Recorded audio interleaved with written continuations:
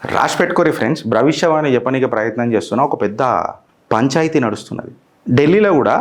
Secret మీటింగ్లు నడుస్తున్నాయి. Cabinet మొత్తం కంప్లీట్గా కాళ్ళ గజ్జలు కట్టుకొని ఉన్నది.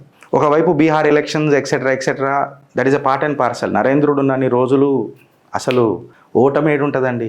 జహాపే మహాదేవ్ భక్తుడు ఉన్నాడు, త్రిశూలధారి జటాధారి విషాన్ని ఆపుకునే ఆ నీలకంఠుడు భక్తుడు మన దగ్గర ఉన్నాడు, ఓటమి అనేది ఉండదన్న. అది ఫ్యాక్ట్. మళ్ళీ నన్ను ఇడికి తీసుకురాకుండ్రి. సో ఆయనకు ముగ్ధులం, భక్తులం, దట్స్ అ ఫ్యాక్ట్. ఇప్పటిదాకా అసంటి మనిషి నా భూతో నా భవిష్యత్. ఈ మాట నేను ఎందుకు అంటున్నా అంటే, కొన్ని కీలకమైన మీటింగ్స్ జరుగుతున్నాయి. ఎక్కడ? ఢిల్లీలో, హస్తినలా.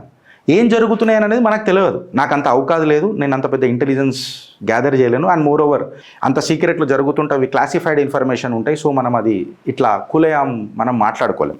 అమెరికాలో ఏం జరుగుతుందని అన్నది బీబీసీ ఇంకా సిబిసి ఈ పత్రికలలో ఏమొచ్చింది అని అంటే, ఇప్పటిదాకా ఏదైతే షట్ డౌన్ అయింది చూడు అమెరికాలో, ఇది అతిపెద్ద షట్ డౌన్ అంట అమెరికా చరిత్రలో. లాస్ట్ టైం ఎప్పుడైతే 2019లో అయిందో, 2019లో అది 35 డేస్కి అయిందంట. నిన్నటితోని 36 డేస్కి అయిందంట. ఆఖరి నడుస్తున్నది పంచాయతీ అమెరికాలో. దీనివల్ల ఒక పెద్ద కూప్ వచ్చే ఛాన్సెస్ ఉన్నదనని, అమెరికా ఫ్రాగ్మెంట్స్గా విడిపోతుందని చెప్పి ఎక్సెట్రా మాట్లాడుతున్నారు. బీబీసీ మీద కూడా ట్రంప్ మొత్తం బబులాయి కూర్చున్నాడట. ఎట్లా అంటే దీని అమ్మ జీవితం ఈ బీబీసీని గడపర దించుతా అని చెప్పి డైరెక్ట్గా డిసైడ్ అయ్యాడు. పత్రికల్లో వస్తున్న కథనాలే మాట్లాడుతున్నా. ఈ షట్ డౌన్ ఎందుకు అయింది, ఏమైంది అనేది మనం చాలా డీటెయిల్గా ఎన్నికటికి మాట్లాడుకున్నాం. ఇక నేను దాని మీద మళ్ళీ సపరేట్గా మాట్లాడదలుచుకోలే. అయితే గిరీష్, నువ్వు ఒక మాట అన్నావు, అమెరికా విడిపోతుందా, అమెరికా డివైడ్ అవుతుందా, అసలు ఏంది పంచాయతీ అని చెప్పి మనం ఆలోచించి మాట్లాడితే, మీకు అందరికీ ఈ ఫోటో అనేది ఒకటి క్లారిటీ ఇవ్వాలి. మీకు ఈ కంప్లీట్ అమెరికన్ మ్యాప్లా బ్లూ ఇంకా రెడ్ కనబడుతున్నాయి. గిరీష్, ఈ బ్లూ ఏంది, రెడ్ ఏంది అని చెప్పి మనం మాట్లాడితే, ఇప్పుడు రీసెంట్గా న్యూయార్క్ సిటీలో ఒక పొలిటికల్ డెవలప్మెంట్ అయింది. ఏందనంటే, మొహమ్మద్ మమ్దానీ అని చెప్పి సిటీ కొత్త లీడర్ వచ్చిండు. ఎక్కడగా? న్యూయార్క్ సిటీకి మమ్దానీ ఒక లీడర్ కాగానే ఫస్ట్ టైం అమెరికాలో టైమ్స్ స్క్వేర్ దగ్గర నమాజ్ చదివిండ్రు. ఇది అమెరికానేనా అంటే నేనేమంటా అంటే, మమ్దానీ గెలిచిన తర్వాత నమాజ్ చదివిండ్రు కాబట్టి ఇది ఏంది కొత్తగా అన్యూజువల్గా ఉన్నది కదా, న్యాచురల్గా లేదు కదా అనే థాట్ వస్తుంది. ఉట్టప్పుడు కూడా వెనకటికి చదివిన ఉంటే రాదు కదా. జనరల్గా నువ్వు ఉట్టప్పుడు చదివితే కూడా రాదు. ఇప్పుడు జనరల్గా నువ్వు శుక్రవారం నమాజ్ చదువుకుంటావు, ప్రాబ్లం ఏం లేదు. నువ్వు రోడ్ల మీద కూడా చదువుతావు, కరెక్టే వీళ్ళు చదువుతారని చెప్పి అందరికీ తెలుసు. బట్ నువ్వు సడన్గా బేస్తారం పూట నార్మల్గా రోడ్డు మీదకి వచ్చినావు అనుకో, ఇది కొత్తగా ఏందిరాబాయి అని చెప్పి అడుగుతారు కదా అందరు. అయితే దీని పరిణామాలు ఏముంటాయి ట్రంప్ మీద, భారత్ మీద, ఈ రాడికల్ ఇస్లాంది పరిణామాలు ఏముంటాయి అనేదే ఈ డిస్కషన్. దృష్టికోన్ ఎవరైతే ఎడిటర్ ఉన్నారో ఆయన దేశ్ కపూర్ అనుకుంటా, చాలా నీట్గా ఎక్స్ప్లెయిన్ చేసిండు ఫ్రెండ్స్. ఇదేంటంటే, ఈ బ్యాక్గ్రౌండ్ ఆఫ్ మొహమ్మద్ మమ్దానీది మనం చూడాలా. ఈయన ఎవరు అనంటే తక్మీరా నాయర్ కొడుకు. మళ్ళీ ఈ తక్మీరా నాయర్ ఎవరు అనంటే, హమాస్కి చాలా ప్రేమ ఒలకబోసుకుంటారు, ఎన్నెన్నో జన్మల బంధం అనే ఒక తత్వంలో పనిచేస్తారు. అసుంటి తల్లిదండ్రులకు పుట్టిన తనయుడు ఎవరు అనంటే మొహమ్మద్ మమ్దానీ ఎట్లుంటాడంటే, చాలా ఇట్లా ప్రజలకు కేరింగ్ షేరింగ్ ఉన్నట్టు ఇట్లా ఉంటాడనమాట. కాకపోతే మనోడికి సంబంధాలు అనేటివి, అఫిలియేషన్స్ అనేటివి కంప్లీట్గా జిహాదీ ఎలిమెంట్స్ వైపు ఇంక్లైన్డ్ అయి ఉంటాయి. అయితే ఒక సంస్థ ఉన్నది CAIR అని. చిత్రగుప్తులు ఇది ఎన్నోసార్లు మనం మాట్లాడినాం, 2-3 సార్లు మాట్లాడినాం. ఈ CAIR ఏంది అనంటే, council of American Islamic relations అని చెప్పి చెప్తారు. CAIR, council of American Islamic relations. ఈ మొహమ్మద్ మమ్దానీ గెలవనికి కంప్లీట్గా ఈ council of American Islamic relations CAIR ఏదైతుందో ఇది మెయిన్ వెన్నుపూస అని చెప్పి చెప్తారు. ఈ CAIR ఆయనకు ఒక పొలిటికల్ యాక్షన్ కమిటీ పెట్టి సిగ్నిఫికెంట్గా ఫండింగ్ ఇచ్చి కంప్లీట్గా ముస్లింని ఇంకా ఇస్లామిక్ ఫోర్సెస్ని ఒక దగ్గరికి తీసుకొచ్చి ఈయనని ఒక లీడర్ని చేసింది అనేది ఒక వాదన. ఇంకొక మంది ఏమని అంటారంటే, మళ్ళీ ఈ CAIRకి నోటెడ్ టెర్రరిస్ట్ గ్రూపులతోనూ కూడా, తీవ్రవాద సంస్థలతోనూ కూడా సత్సంబంధాలు ఉన్నాయనేది ఒక గంభీరమైన ఆరోపణ.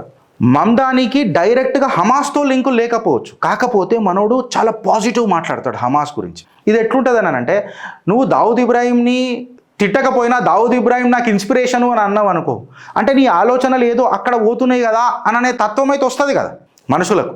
సో నేనేమంటున్నానంటే, నువ్వు సింపథైజర్ అయినాను అంటే హమాస్ ఎవడన్నా సుఖమైనోడా?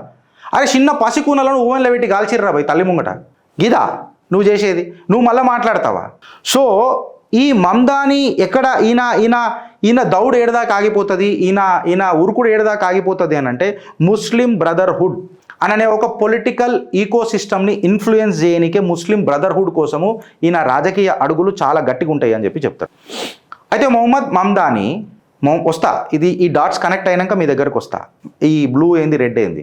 ఈ మొహమ్మద్ మమ్దాని ఎవరైతే ఉన్నారో మమ్దాని ఈయనకు చైనీస్ ఫండింగ్ కూడా ఉందంట, direct from the Chinese communist party. ఇవి కూడా కొన్ని అలిగేషన్స్ ఉన్నాయి. చైనీస్ ఈయన మీద ఎందుకు చేస్తుంది అని అంటే ఈయన మనోడు ఒక చైనీస్ యాప్, వాళ్ళకు ఒక యాప్ అంతే. ఈ మనోడు అమెరికాలో ఏమేమి నడుస్తుందో తెలుసుకోనిక ఒక యాప్. గంభీరమైన ముద్ద ఇప్పుడు స్టార్ట్ అవుతుంది. మమ్దానికి కొలంబియా యూనివర్సిటీ నుంచి, న్యూయార్క్ యూనివర్సిటీ నుంచి డైరెక్ట్గా ఇండైరెక్ట్గా సపోర్ట్ ఉన్నది, నెట్వర్క్ ఉన్నది. అంటే విద్యార్థుల నుంచి సపోర్ట్ ఉన్నది అని అంటే ఇక మీరు డాట్స్ కనెక్ట్ చేసుకుంటారండి. మమ్దానికి ఒక ఫైనాన్షియల్ ఇంకా ఇన్స్టిట్యూషనల్ బ్యాకింగ్ ఉన్నది, అంటే దాంతోపాటు యూనివర్సిటీ సపోర్ట్ ఉన్నది అని అంటే ఏదైతే మ్యాగీ మాట్లాడతారో చూడు మన Trump, make America great again అని, దీనికి డైరెక్ట్గా గడ్డపార దించుడే కదా. ఎందుకంటే నిన్న మొన్నదాకా టైమ్స్ స్క్వేర్ దగ్గర నమాజులు చదవలే, సడన్గా చదువుడు మొదలైనరు. మమ్దాని వైఫ్ ఎవరైతే ఉన్నారో ఆమె కూడా ఒక సిరియన్ ముస్లిమే. హమాస్కి చాలా ప్రేమ, ఆమె అంటే చాలా సెంటిమెంట్ ఆమెకు. ఇన్ఫ్యాక్ట్ చెప్పాలనంటే హమాస్ ఐడియాలజీని, ట్రంప్ బేస్ని నిజంగా చెప్పాలనంటే అక్కడ హమాస్ ఐడియాలజీని పొగుడుతూ ట్రంప్కు గడపార దించడానికి ప్రయత్నం చేస్తుంది ఆమె స్పీచ్లలో. అయితే ఇప్పుడు ఏమవుతుందనంటే మీరు ఒకసారి అర్థం చేసుకోండి. మమ్దాని గెలిచిన తర్వాత ప్రో ఇస్లామిక్ బ్రదర్హుడ్ పెరిగిన తర్వాత ఆబ్వియస్గా బ్రాడర్ పొలిటికల్ పోలరైజేషన్ అవుతుంది అమెరికాలో. ఇప్పుడు దీన్ని నేను ఒకసారి మన జూబ్లీ హిల్స్కి కనెక్ట్ చేస్తున్నా. జస్ట్ ఈనుండ్రి, రేవంత్ రెడ్డికి అజరుద్దీన్కి మినిస్ట్రీ ఇవ్వాలని ఎప్పుడు గుర్తొచ్చింది? జూబ్లీ హిల్స్ ఎలక్షన్స్లో ముస్లింలు ఎక్కువ ఉన్నారు అని తెలిస్తే ఇచ్చిండా? ఇయ్యలే. సర్వేల ప్రకారము ముస్లింలు బీఆర్ఎస్కి ఓటేస్తున్నారు అని చెప్పి సర్వే సియాసత్లో రాగానే అమ్మో సియాసత్ని ఎంఐఎంని ఎవడైతే వేరే చేయలేడు. ఓకే, ఇదేదో ఇటో పోతున్నదిరా అని చెప్పి మినిస్ట్రీ ఇచ్చిండు. కాంగ్రెస్ అంటే ముస్లిం అని చెప్పి మాట్లాడిండు. పోలరైజేషన్ చూడండి ఎట్లా తీసుకొని వచ్చిండ్రు. పాకిస్తాన్ వాడు వచ్చి మన ముడి మీద చనిపోయిండు అని చెప్పి అడ్డమైన మాటలు మాట్లాడిండు. సో ఇప్పుడు మమ్దాని వచ్చిన తర్వాత టైమ్స్ స్క్వేర్లో నమాజ్. సో ఇప్పుడు ఏమవుతుంది అంటే ఈ బ్లూ స్టేట్స్ ఏవైతే ఉన్నాయో ఇవి కాలిఫోర్నియా, ఇలినాయిస్, న్యూయార్క్, మెసాచ్యూస్, ఇవి బ్లూ స్టేట్స్ కిందికి వస్తున్నాయి అని అంటే వీళ్ళకు ఒక డిస్టింక్ట్ పొలిటికల్ ఇంకా సోషల్ బ్లాక్స్ ఉంటాయి. వీళ్ళకు ఒక ఇజం ఉంటుంది. ఈ ఇజం ఏందని అనేది మనం చెప్తాం. ఈ బ్లూ స్టేట్ ఏందని అంటే వీళ్ళు ఒక అగ్రెసివ్ ప్రోగ్రెసివ్ ఎడ్యుకేషన్ అని, పాలసీస్ అనని, పాలిటిక్స్ అనని, ఇల్లీగల్ మైగ్రెంట్స్కి మనము శరణార్థుల లెక్క తీసుకోవాలని స్వభావ హృదయులు ఉంటారనమాట. ఎవరు? ఈ బ్లూ స్టేట్స్ వాళ్ళు. అయితే ఈ బ్లూ స్టేట్స్ రెడ్ స్టేట్స్ కలిపి ఖచ్చితంగా ఒక డివిజన్ క్రియేట్ చేస్తాయి. నిజంగా కరెక్ట్గా చెప్పాలనంటే వీళ్ళు లిబరల్ వరల్డ్ అనమాట. ఇప్పుడు మన దగ్గర కాంగ్రెస్ మమతా బెనర్జీ ఎట్లా తీసుకోవాలా, వాళ్ళని తీసుకుంటే ఏమవుతుంది, వీళ్ళని తీసుకుంటే ఏమవుతుంది అని చెప్పి ఆలోస్తారు. గిట్లా నడుస్తుంది అనమాట ఈ బ్లూ స్టేట్లది. అయితే ఈ బ్లూ స్టేట్ వాళ్ళకు రెడ్ స్టేట్ వాళ్ళకు ఖచ్చితంగా పడదు. ఇది డివైడ్ క్రియేట్ అవుతుంది. ఈ బ్లూ బ్లాక్ ఏం చేస్తుంది అని అంటే వీళ్ళు బాగా కోహెసివ్గా ఉండడానికే చూస్తారు, లెఫ్టిస్ట్ పాలసీని ఇంప్లిమెంట్ చేయడానికే చూస్తారు. రెడ్ వాళ్ళు దీనికి క్వైట్ అపోజిట్ ఉంటారు, అబ్సల్యూట్గా అంటే రైట్ వింగ్ టైప్ అనమాట. మన లెక్క అనుకోజరా కట్టర్ రాజ్యాంగబద్ధంగా ఉందాం రా బాయ్ చాలా పక్కగెట్ అని అంటాం చూడు. రెడ్డోళ్ళు జర మూతబరి బ్యాచ్ అని అనుకుందాం. అయితే ఇప్పుడు ఇది ఏమైందంటే గిరీష్ ఇక్కడ కూడా ఉన్నదిగా మన దగ్గర కూడా రైట్ లెఫ్ట్ ఉన్నదిగా. మళ్ళీ మన దేశం విడిపోదు కానీ నువ్వు యుఎస్ఏ విడిపోతుంది అని అంటే సబర్ కరు బతాతాం మే. అయితే ఈ యుఎస్లో క్రైసిస్ నేషనల్ యూనిటీని ఎట్లా డిసింటిగ్రేట్ చేస్తుంది అని అంటే ఒకసారి మీరు అర్థం చేసుకోవాల్సింది ఏంటంటే ఈ డెమోక్రాటిక్ లీడర్స్ ఎవరైతే ఉంటారో వీళ్ళు కంప్లీట్గా బ్లూ బ్లాక్ ఏరియాస్ నుంచి వస్తారు. వీళ్ళు అది అందరిది ఎట్లుంటుంది అంటే విభజించి పాలించు అనేది ఉంటుంది. కాంగ్రెస్ మన దగ్గర ఏం చేస్తారు, నిన్ను జాతివాదిగా డివైడ్ చేస్తారు, నేను రాష్ట్రవాదిగా డివైడ్ చేస్తారు, నేను మతోన్వాదిగా డివైడ్ చేస్తాడు. చేసేదంతా వాడు, డివైడ్ చేసేది వాడు, మాట్లాడేది వాడు, నింద మాత్రం మంది మీద నొక్కుతాడు. ఈ బ్లూ బ్యాచ్ ఇదంతా. రెడ్ దీనికి జర ట్రంప్ వాళ్ళంతా జర అగ్రెసివ్ ఉంటారు. జెడి వ్యాన్స్, ట్రంప్ వీళ్ళందరూ ఉంటారు, జర కట్టర్ ఉంటారు వీళ్ళంతా. అయితే ఈ బ్లూ బోకోళ్ళు జర ఫ్రాగ్మెంట్ మోకా దొరకంగానే బ్లాక్ లైవ్స్ మ్యాటర్ అని చెప్పి ట్రంప్ని ఎట్లా జరిపారు. ట్రంప్ వచ్చిన తర్వాత ఇంకా బోకలా పని అయిపోయింది అనుకో, అది వేరే విషయము, ఇంకా వేరే అయిపోయింది అనుకో.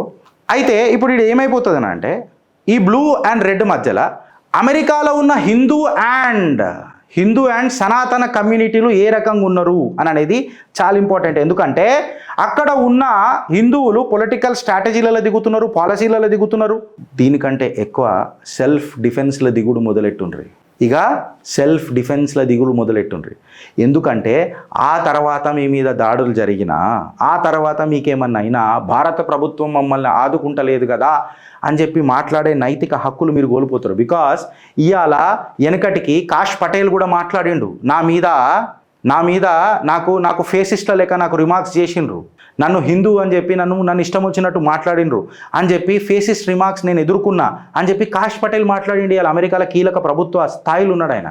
అంటే ఇవాళ అమెరికాలో ఉన్న హిందువులకు నేను ఇచ్చే మెసేజ్ ఏందనంటే, హిందూ ఇండియన్ కమ్యూనిటీస్కి మెసేజ్ ఏందనంటే, అక్కడ ఏం జరిగినా దాన్ని రికార్డ్ చేయండి, ప్రపంచానికి తెలిసేటట్టు చేయండి. అప్పుడు మీకు ఒక లీగల్ ఇంకా పొలిటికల్ కోర్సు దొరుకుతుంది మీ యాక్షన్కి. ఐకమత్యంగా ఉండండి, యూనిటీగా ఉండండి. ఎందుకు మాట్లాడుతున్నానంటే వల్నరబుల్గా టార్గెట్ చేసేది మననే. బికాస్ మనం అక్కడ ఇలా చాలా ఇన్ఫ్లుయెన్షియల్, హిందూ ఇంకా ఇండియన్ కమ్యూనిటీసు చాలా ఇన్ఫ్లుయెన్షియల్. మేజర్ గ్లోబల్ కార్పొరేషన్స్ తీసుకున్నా, సంస్థలు తీసుకున్నా, అవన్నీ ఏవేవైతే హెడ్ క్వార్టర్లల్లో దిగ్గజ స్థాయిలో పనిచేస్తున్న వాళ్ళంతా భారత్ మాతాకి జై, డైరెక్ట్గానో ఇండైరెక్ట్గానో భారత భూమి పుత్రులే. ఇలా భారతీయులు లోకల్ పాలిటిక్స్లోకి వస్తున్నారు, సిటీ కౌన్సిల్లోకి వస్తున్నారు, స్కూల్ బోర్డులకు వస్తున్నారు.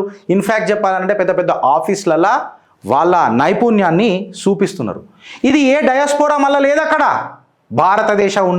భారత్ ఉన్న డయాస్పోరా లెక్క ఏ డయాస్పోరా లేదు అట్లా, అది భారతే. అందుకనే నా ప్రధాని ఏమని చెప్తాడు, అరే మీరు మేము పాములో పట్టేటోళ్ళం కాదురా, కీడ ఇలా మౌస్ తిప్పినామంటే ఇలా దునియా తిరుగుతుంది రా అని చెప్తాడు. ఇక్కడికేని మొదలవుతుంది. ఏమవుతుంది అంటే రెడ్ బ్లూ కలిపి ఇప్పుడు మొత్తం అలా కాన్సన్ట్రేషన్ అంతా ఎడికి దిగింది ఫ్రెండ్స్, ఇండియన్ మీదకి దిగిరు, ఇండియాలో వీసాల మీదకి దిగిరు, టారిఫ్లు అని చెప్పి మాట్లాడుతున్నారు. మేజర్ బ్రేకింగ్ ఫ్రాగ్మెంటేషన్ మొదలవుతుంది. దీన్నే పొలిటికల్ నిపుణులు ఏం మాట్లాడుతున్నారు అంటే బిగ్ టర్మ్ ఆయిల్ అని చెప్పి చెప్తున్నారు. బిగ్ టర్మ్ ఆయిల్ అని చెప్పి చెప్తున్నారు.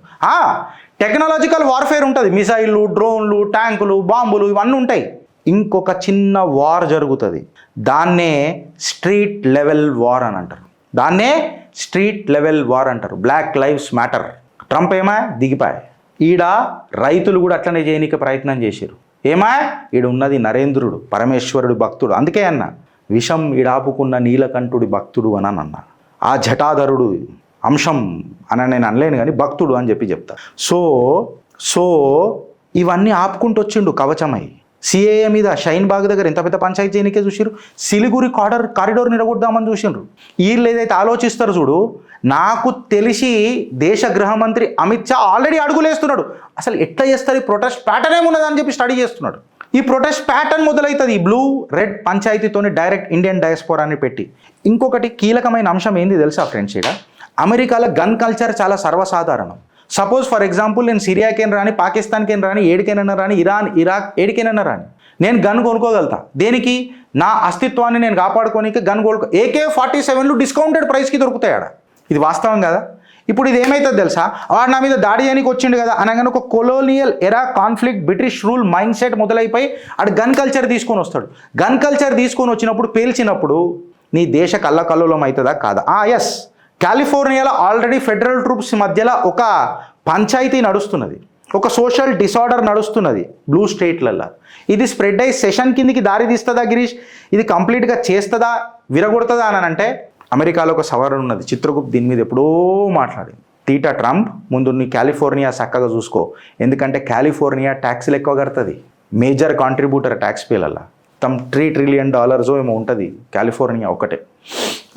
I may be wrong, but I stand corrected with my data. So dots connect చేయండి ఫ్రెండ్స్. ఇప్పుడు Mamdani, Columbia university, New York university, CAIR, networking, funding, Chinese మద్దతు, ఫ్రాగ్మెంటేషన్, లిబరలైజేషన్, ఇల్లీగల్ ఇమైగ్రెంట్స్ వచ్చినప్పుడు వల్నరబుల్ ఎవడైతాడు? ఏ సంస్థలు అయితే ఆడ ఏ డయాస్పోరా ఇలా సక్సెస్కి గురవుతున్నది? భారతదేశమే కదా సక్సెస్ తీసుకుంటుంది. సో ఫస్ట్ ఎవరిని టార్గెట్ చేస్తారు, ఎట్లా టార్గెట్ చేస్తారు, గన్ కల్చర్ ఏ రకంగా మోటివేట్ చేస్తుంది వీళ్ళకు? డాట్స్ కనెక్ట్ చేయి. దానికంటే ముందు అమెరికా చిన్న భిన్నం అయిపోతే ఆలోచన వచ్చింది కాబట్టి నా పరమేశ్వరుడు ఖచ్చితంగా అది ఆచరిస్తాడని చెప్పి ఆశిస్తూ, ఎన్నో దేశాలను విడగొట్టిన మీరు మీ దేశం తునాతునకలైతుంటే కూడా భవిష్యవాణి చెప్పడానికి ప్రయత్నం చేస్తున్నా. భారత్ మాతాకి జై.